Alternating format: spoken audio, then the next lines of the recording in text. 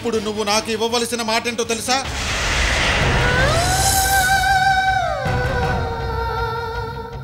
ఇక ముందు ఎప్పుడైనా ఎక్కడైనా నన్ను నాన్న అని గాని, లక్ష్మిని అమ్మ అని గాని, నందినిని చెల్లి అని గాని పిలవకూడదు.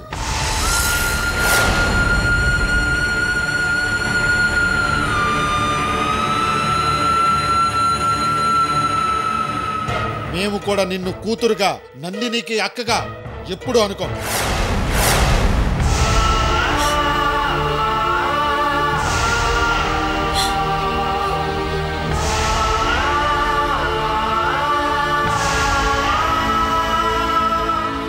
ఇక మీద నువ్వెవరో మేమెవరో, నువ్వు కూడా మాతో అలాగే ఉండాలి, ఉండి తీరాలి. నువ్వు ఎప్పుడు మాట్లాడినా ప్రామిస్తున్నానా అనేదానివిగా. ఇప్పుడు ఈ నాన్న మీద ఆఖరిసారిగా ప్రామిస్ చేసి ఈ గుడి ఆవరణలో నువ్వు నాకిచ్చే ఆఖరి బహుమతి ఇదే.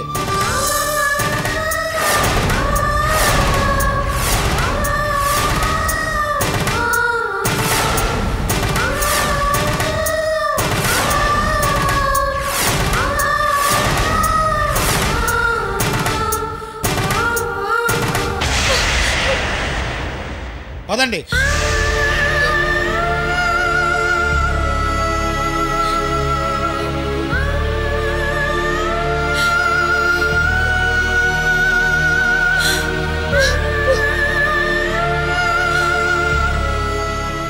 సరే నాన్న, నేను మీ కూతుర్నని చెప్పుకోకుండా ఉంటే మీరు సంతోషంగా ఉంటారనుకుంటే అలాగే ఉంటాను. మీకు మీరుగా అమృత నా కూతురని చెప్పే రోజు వచ్చేంత వరకు నేనెక్కడా చెప్పను. అలాగే మిమ్మల్ని ఇబ్బంది కూడా పెట్టను.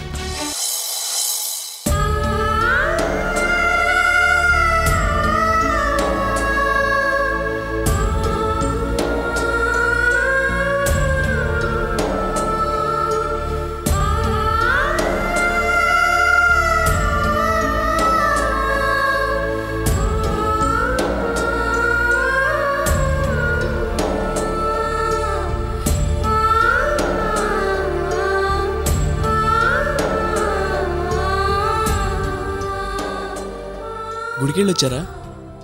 ఆ దేవుడు తప్పకుండా మీ ఆశలను తీరుస్తాడండి. మీరు మళ్ళీ మీ అమ్మ నాన్నలతో కలిసి సంతోషంగా ఉంటారు.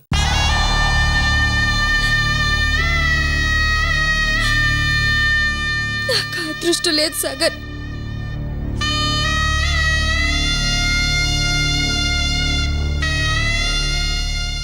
ఏమైంది అమృత? ఎందుకు ఏడుస్తున్నావు? అమ్మా నాన్నతో మాట్లాడే ఒక్క అవకాశం ఇవ్వమని ఆ దేవుణ్ణి కోరుకోవడానికి గుడికి వెళ్ళాను. ఆ దేవుడు అవకాశం ఇచ్చిన మా నాన్న మాత్రం ఇవ్వలేదు. నా కూతురువని చెప్పుకోవడానికి సిగ్గుగా ఉందని నన్ను ఆశయించుకున్నారు.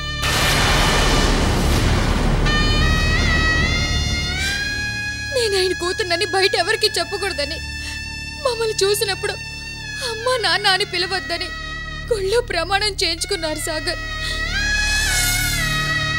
కష్టాలు బాధలు భరించలేక చచ్చిపోదాం అనుకున్నాను. కేవలం ఆయన కోసమే, ఆయన ఆశయం నెరవేర్చడం కోసమే బ్రతుకుతున్నాను సాగర్. అమృత నా కూతురని ఆయన అందరితో గొప్పగా చెప్పుకోవాలని నేను ఇన్ని కష్టాల మధ్య చదువుకుంటున్నాను. అలాంటిది ఆయనే నాన్న అని పిలవద్దని ప్రమాణం చేయించుకుంటే ఇక నేను ఎవరి కోసం బ్రతకాలి సాగర్?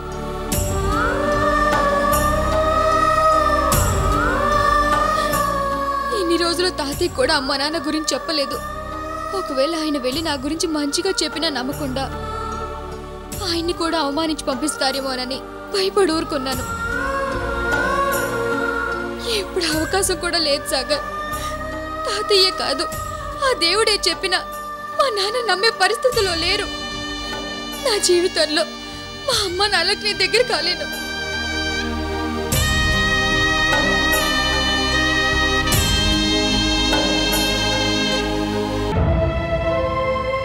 నువ్వు ధైర్యంగా ఉండు అమృత. ఈరోజు వాళ్ళకి నీ గురించి తెలియకపోవచ్చు, ఏదో రోజు తప్పకుండా తెలుస్తుంది. వాళ్ళు ఇప్పుడు నీ మీద అపార్థంతో మనసులో అడ్డుగోడలు కట్టుకున్నారు. మీరెంత చెప్పినా వాళ్ళకి కనిపించదు, వినిపించదు. మీరు ఎలాంటి పరిస్థితుల్లో వాళ్ళకి కనిపిస్తున్నారో అదే పరిస్థితుల్లో వాళ్ళకి మీ మీద కోపం వచ్చేలా చేస్తున్నాయి. ఇవన్నీ అపార్థాలే అమృత. మనుషుల్లోని ప్రేమల్ని ఆప్యాయతల్ని అపార్థాలు మంచులా కమ్మేసి మనసుని గాయపరుస్తాయి. మంచు కరిగిపోయినట్టే ఒకరోజు అపార్థాలు కూడా తొలగిపోతాయి. ఆ రోజు మీ నిజాయితీ గొప్పతనం చూసి మీ తండ్రే మీ దగ్గరికి వస్తారు. అమృత నా కూతురని గర్వంగా చెప్పుకుంటారు.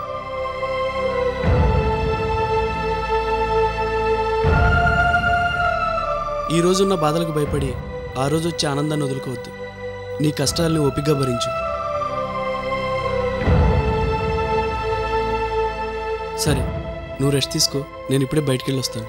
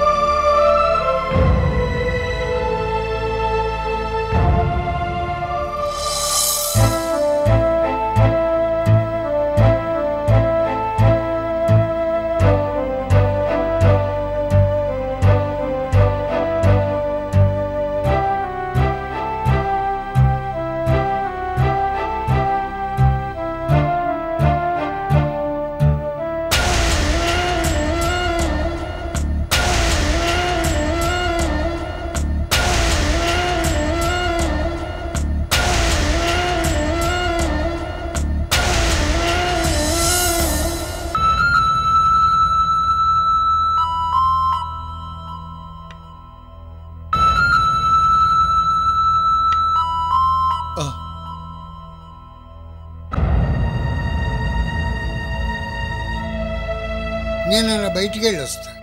నానా, ఎక్కడికి వెళ్తున్నారు? సాగరు అమృతల దగ్గరికి.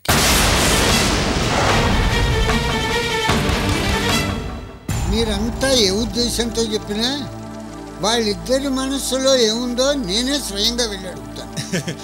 వాళ్ళని అడగాల్సిన అవసరం ఏంటి? కొద్ది రోజులు ఆగితే వాళ్లే వచ్చి మీకు విషయం చెప్తారు కదా. తాతయ్య, అసలు మీ మనసులో ఏముంది? నా మనసులో ఏముందో తర్వాత చెప్తాను. ముందు మీరు చెప్పింది నిజం అవునో కాదో తెలుసుకోవాలిగా. అదేంటి మామయ్య గారు, మేమెందుకు అబద్ధం చెబుతాం? అంత అవసరం మాకేంటి? అవునానా, సాగర్ అమృతలు చాలా రోజుల నుంచి కలిసే తిరుగుతున్నారు. సాగర్ అమృతకి చాలా సహాయం చేశాడు. ఆ కృతజ్ఞతతో ఆ అమ్మాయి మనసులో ప్రేమ పుట్టుండొచ్చు కదా. తాతయ్య, మనవడిగా నేను చేసిన తప్పుకి ఆ అమ్మాయికి మీరు చాలా సహాయం చేశారు. అవుట్ హౌస్లో షెల్టర్ ఇచ్చారు, ఫీజు కట్టారు, ధైర్యం చెప్పారు. ఇప్పుడు ఆ అమ్మాయి సాగర్ని ప్రేమిస్తుంది. వాళ్ళిద్దరికి పెళ్లి చేయండి. జీవితాంతం మీ ఫోటో పెట్టుకొని పూజించుకుంటారు.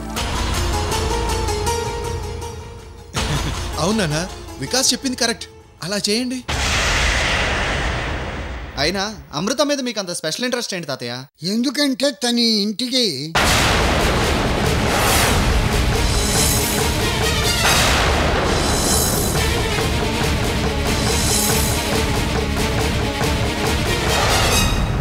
ఏంటన్నా ఇంటికి అంటున్నారు? కొంపతీసి ఆస్తిలో వాటా ఇచ్చే ఉద్దేశం ఏమైనా ఏంటి? ఏదో ఒక ఉద్దేశం ఉండే ఉంటుందిలేండి, లేకపోతే అంతగా ఎందుకు ఆలోచిస్తారు? తాతయ్య, అవన్నీ నాకు అనవసరం. అమృత మాత్రం మళ్ళీ అవుట్ హౌస్లోకి అడుగు పెట్టకూడదు. ఏమిటి బెదిరిస్తున్నావా? బెదిరించడం కాదు నాన్న, సాగర్తో పెళ్లి చేసి జంటగా ఇంటికి తీసుకురండి, అంతేగాని సింగిల్గా తీసుకురాకండి అని వాడి ఉద్దేశం. అంతే కదరా? అవును, వాళ్ళిద్దరూ ప్రేమించుకున్నది నిజమే అయితే నేనే దగ్గరుండి పెళ్లి చేస్తాను. మీ సలహా నాకేం అక్కర్లేదు.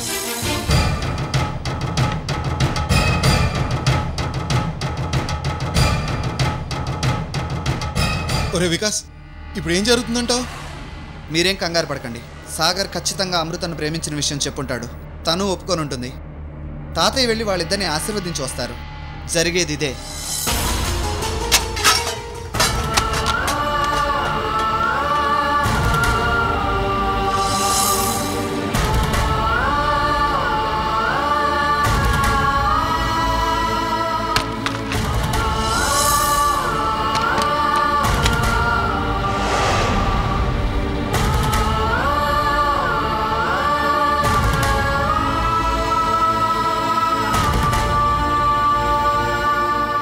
రూమ్లో సామాన్లన్నీ బయటపడేశారుగా, ఇప్పుడు మీకు సంతోషమేనా?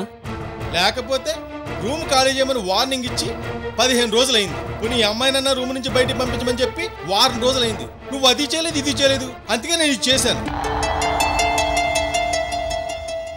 ఈ రూమ్లో ఏదో జరుగుతుందని ఈ కాలనీలో అందరికీ తెలిసిపోయింది. అందుకే ఈ కొంపకి ఎవరు అద్దెకి రావట్లేదు. ఏంటయ్యా సాగర్, ఏం జరుగుతుంది? ఈ అమ్మాయి సంగతి ఏంటి అని అడిగితే మాత్రం కోపం పొడుచుకొస్తుంది. అంకుల్, ఇంకో 3 రోజులు టైం ఇస్తే నేను ఇల్లు ఖాళీ చేసి వెళ్ళిపోయేదాన్ని. మీరు హఠాత్తుగా ఇలా సామాన్లన్నీ బయటపడేస్తే తను ఎక్కడికి వెళ్తాడు? మధ్యలో నువ్వు కళ చేసుకుని నాకు చిరాకు తెప్పించుకో. సార్, లోపల సామాన్లన్నీ బయట పెట్టాను, ఇంకా లోపల ఏమి లేవండి. సరే, నువ్వు వెళ్ళు. అలాగే సార్.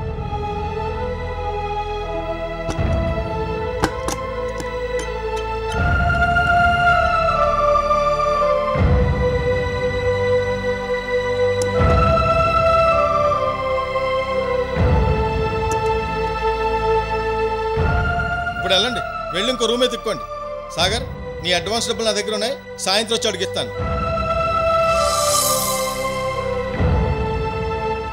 ఇదంతా నా వల్లే జరిగింది. I'm sorry Sagar. అది కాదు అమృత, నేను ఎక్కడో చోట ఫ్రెండ్స్ దగ్గర అడ్జస్ట్ అవుతాను, కానీ మీ సంగతే ఆలోచిస్తున్నాను.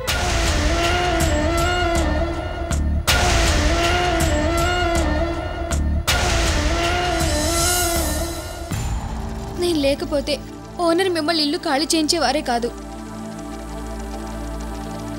అసలు ఈ పరిస్థితి ఎందుకు వచ్చింది సాగర్?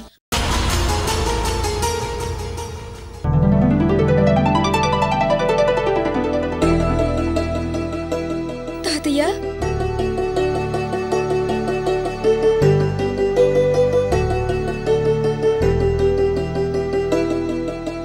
తాతయ్య, తాతయ్య, మీరు ఊరి నుంచి ఎప్పుడు వచ్చారు? రాత్రి వచ్చానమ్మా. మీకోసం నేను సాగర్ చాలాసార్లు ట్రై చేశాను తాతయ్య, కానీ మీరు దొరకలేదు. అసలు ఏమిటమ్మా ఇదంతా? సాగర్, అసలు ఏం జరిగింది? ఇదంతా నా వల్లే జరిగింది తాతయ్య. అసలు నువ్వు సాగర్ రూమ్కి ఎందుకు వచ్చావు?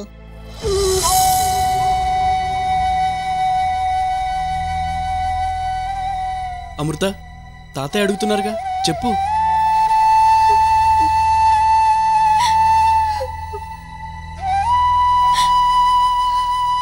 ఏం జరిగిందంటే ఏడుస్తావేంటమ్మా?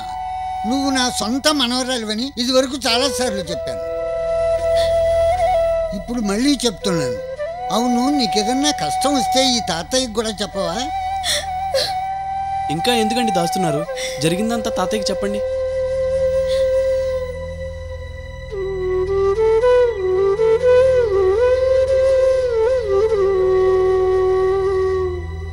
తాతయ్య, వికాస్ అవుట్ హౌస్ ఖాళీ చేపించాడు. ఎందుకు?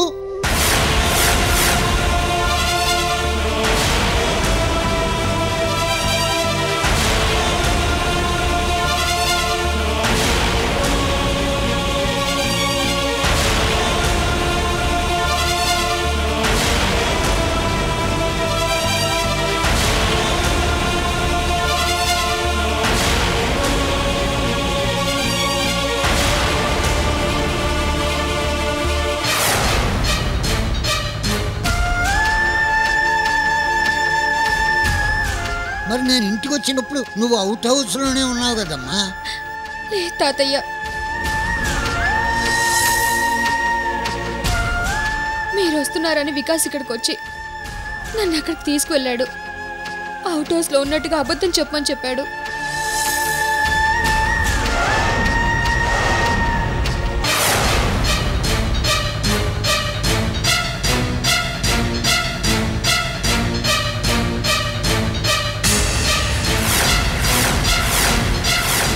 అంటే వికాస్ వాడి అవసరం కోసం నిజాన్ని దాచిపెట్టి నిన్ను సాగర్ రూమ్కి అవుట్ హౌస్కి తిప్పుకున్నాడనమాట, అంతే కదా? వాడికి ఇంత స్వార్థ బుద్ధి ఎట్టా వచ్చిందమ్మా? అవును తాతయ్య, ఆ సమయంలో నువ్వు చేస్తున్న తప్పని, తను చాలా డిస్టర్బ్ అవుతుందని వాడితో చెప్పాను, అయినా వికాస్ నా మాట వినలేదు.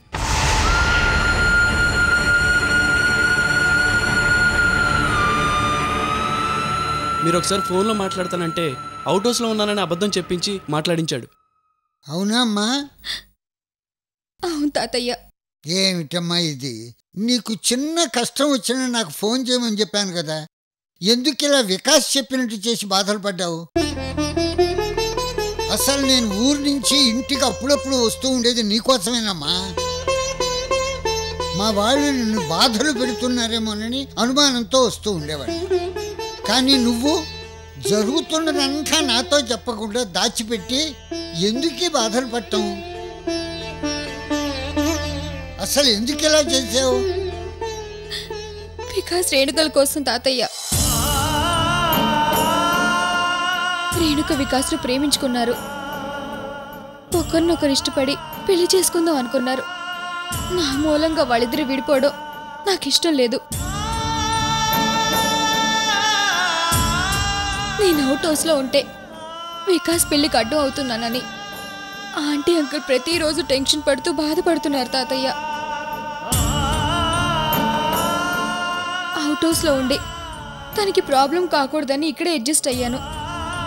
ఈ విషయం మీకు తెలిస్తే మీరు వికాస్ని కోపపడతారు, ఇంట్లో గొడవలు జరుగుతాయి. నా కోసం ఇంత చేస్తున్న మీకు నా వల్ల ప్రాబ్లమ్స్ రావడం నాకు ఇష్టం లేదు తాతయ్య. అందుకే ఇవన్నీ నా మనసులోనే దాచుకున్నాను.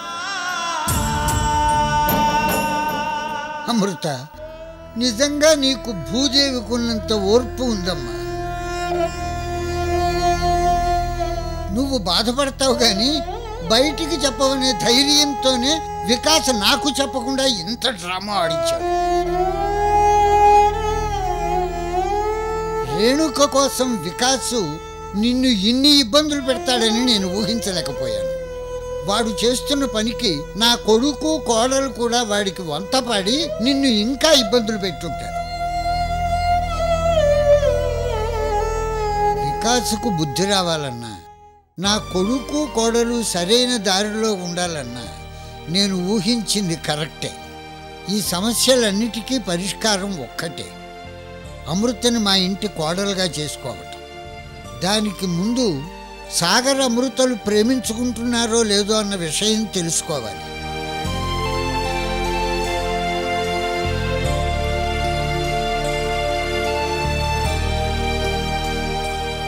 తాతయ్య ఏంటి ఆలోచిస్తున్నారు? సాగర్, ఇలా రా.